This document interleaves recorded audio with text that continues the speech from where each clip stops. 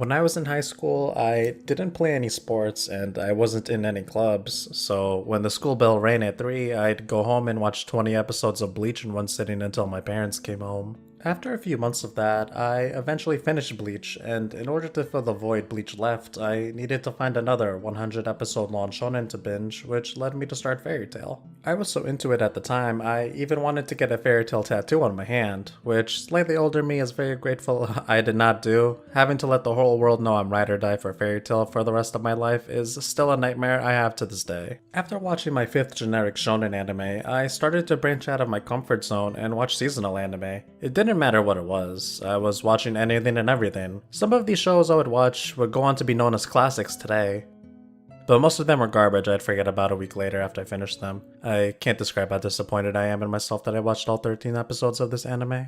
I didn't know it at the time, but for the anime season of Winter 2014, one of those airing shows would go on to be my favorite anime at the time. That anime was Noragami. I was so obsessed with it that the first volume of the manga is actually the first book I ever went out and purchased with my own money when I saw it was getting localized in English. I would buy every new volume that would release for years, and eventually I branched out to other series, growing my collection further, filling up multiple bookcases filled with manga, and Noragami is the series that kickstarted this for me. Sadly, in 2015, Noragami Season 2 would conclude.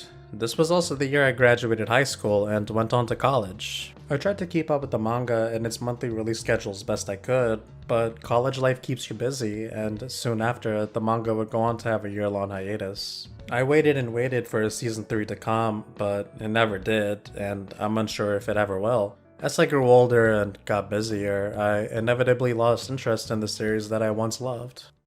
Fast forward to present day, it's 2021, and the Noragami manga turned 10 years old. Having more free time now that I graduated from college, I got back into reading manga again, and I couldn't think of a better excuse to catch up on my former number 1. I bought the remaining volumes I was missing and picked up the first book I ever purchased and started from chapter 1, in order to ask the question, does this series still slap 10 years later? Noragami takes place in modern day Japan and is heavily inspired by the Shinto religion.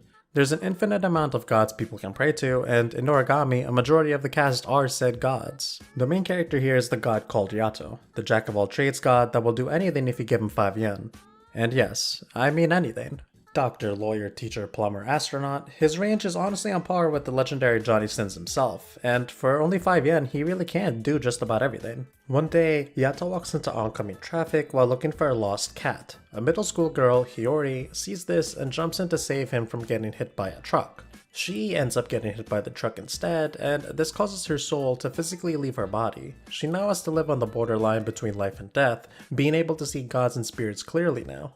Think of a female Yusuke from Yu Yu Hakusho, but instead of becoming a spirit detective, she spends her days trying to convince God to go get a job. You see, while technically being a god, the funny thing about this series is that Yato is actually a bum. He sleeps on the streets, has no shrine, no followers, no money, and spends his days doing odd jobs like cleaning bathrooms for 5 yen. Despite all this, he has dreams of one day becoming the most famous and loved god in all of Japan. The series follows Yato and Hiyori's various adventures and his journey to becoming the number 1 god in Japan. Minor spoilers, but he has like 2 Twitter followers halfway through the series. Despite all the supernatural elements involved, Noragami's world in a strange way feels very realistic. It's super cool to see how gods up in heaven operate while humans are just out here living their best life. They have the typical tropes you've seen before, like how gods will have a battle to the death in a forest, and the weather report will just say there were thunderstorms in the area. But there's also little things like how gods can walk freely amongst humans because they're kind of invisible.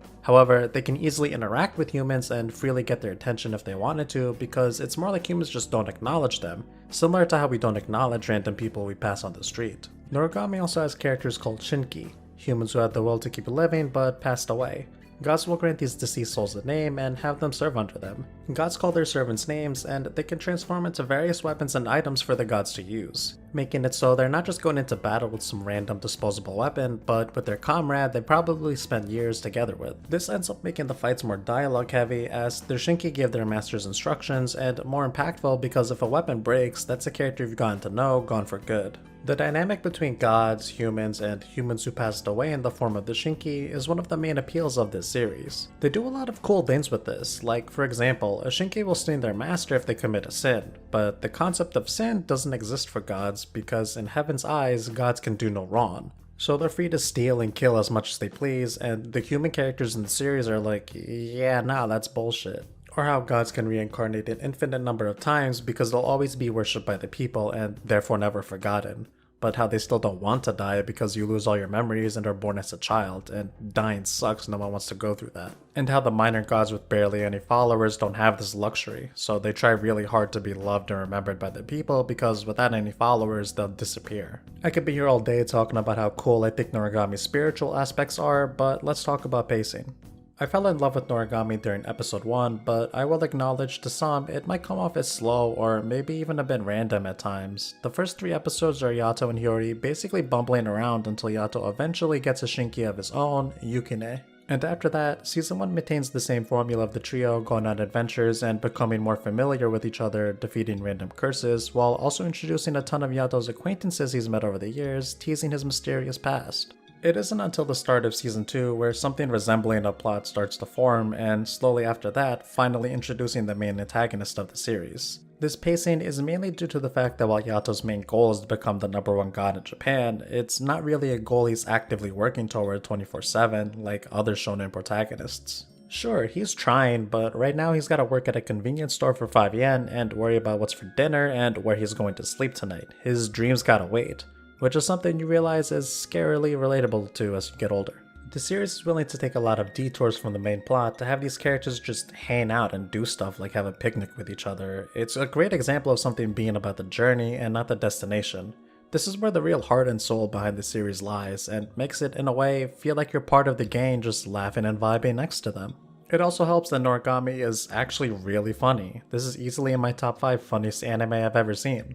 Most of the jokes really come from the banter the characters have with each other. You really get the feeling most of the cast are on really good terms with each other. They constantly joke around and tease one another the same way you would with your best friends. The funny interactions between the characters is really one of the highlights of the series to me. It's why nowadays I prefer the manga over the anime for this one. The anime is great, that's the version I fell in love with at first, but sadly they just failed to include a lot of the little jokes that the manga has that add a lot of personality to these characters. Like for example, in one chapter, Yato possesses Hiyori's body and is like, gosh, I'm really sweaty, I need to change clothes. But wait, I think this is taking it too far. She'll probably kill me if I go through with this, I better not. So of course he ends up changing clothes anyway. Then a few minutes later, Yato jumps from a window in order to save someone, and in the anime, Hiyori just looks kinda surprised at what just happened. But in the manga, she immediately notices he changed her clothes and has this super expressive face that lets you know she wants to murder him. Or another instance where at the end of season 2, Yato has his character defining moment where he's confronting his past, while Hiyori and Yukine are secretly watching. In the anime, they immediately come out and almost speedrun his development, discussing what's his next step towards becoming a better person. But in the manga, they stay hidden and talk to him about it the next day, where they proceed to make fun of and tease him for trying to look cool. Sometimes it's the little things that matter, and for me, stuff like this enhanced my enjoyment of the series a ton.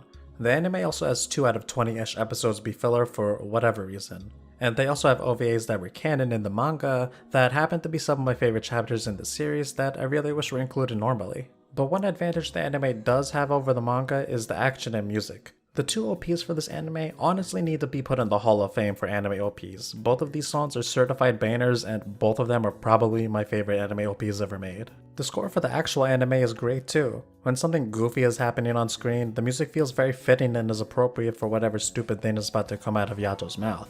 When they're getting ready to drop an emotional and touching heart-to-heart moment on you, the music gets you right in the feels. The series also has a top-tier battle theme. It really enhances some fights like Yato exercising a random curse and makes them much cooler than they're meant to be.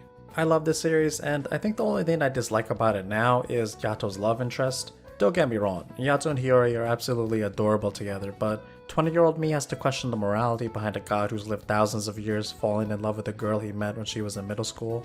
I would just hate it if Yato was caught red-handed going to Hiyori's house and had to say he was only there to eat some cupcakes. When I had finished and caught up to Noragami, I thought back to the me of 6 years ago and asked myself, why was this my favorite series at one point in time, and what does this series mean to me now? I sat on that thought for a few days trying to understand why do I love this series, and the conclusion I came to is very simple and was right there in front of my face all along. It was the characters. At its core, Noragami has always been a character-driven story. These characters' motivations and relationships with each other is really what drives the story forward. Characters will always be the number one deciding factor for me when it comes to my overall enjoyment of something. It's rare for me to end up liking multiple characters in a series, but those series that do end up having multiple characters I adore are the series that end up becoming my favorites over time. And Noragami is one of those anime. There's so much of not just the main cast, but also the supporting characters that I fell in love with. Sure, there are some characters that I can't remember their name and barely know what they look like, but pretty much every character the series gives ample screen time to develop, I found myself being able to connect with in some way.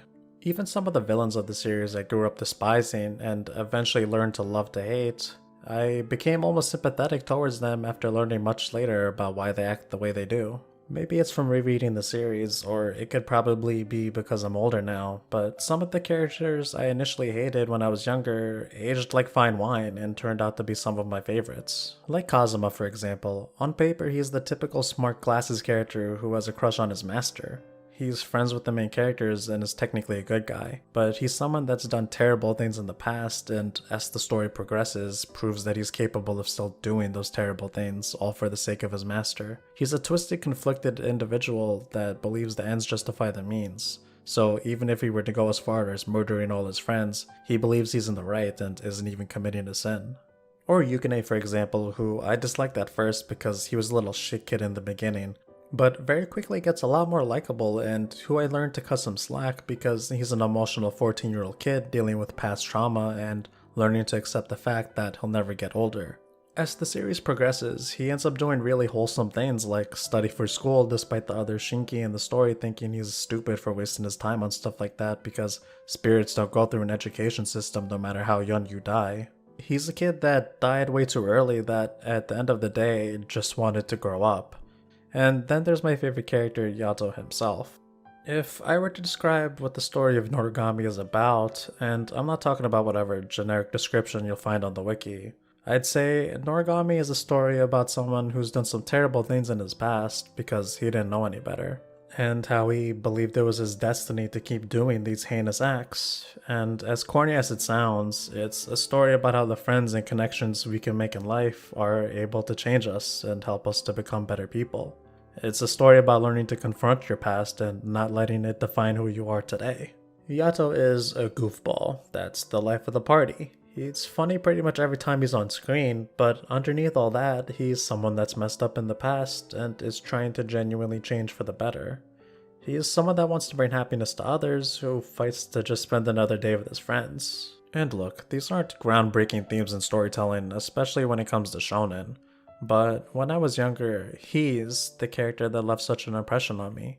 He's the one that made these corny tropes like fighting for your friends that I used to laugh at a genuine feeling that was able to reach my heart. Yato's a silly guy with no money that would make a terrible role model, but he's someone capable of teaching you real touching life lessons like, even if life is painful and tough, people should appreciate what it means to be alive. When the years had passed, and I had all but forgotten the plot twists and fights in the series, it was the parts of the story that didn't really matter much, like going on a date to an amusement park with close friends, and it was the life lessons that he had taught me that I didn't forget. Those were the memories I had gotten from Noragami that stuck with me beyond the passing of time.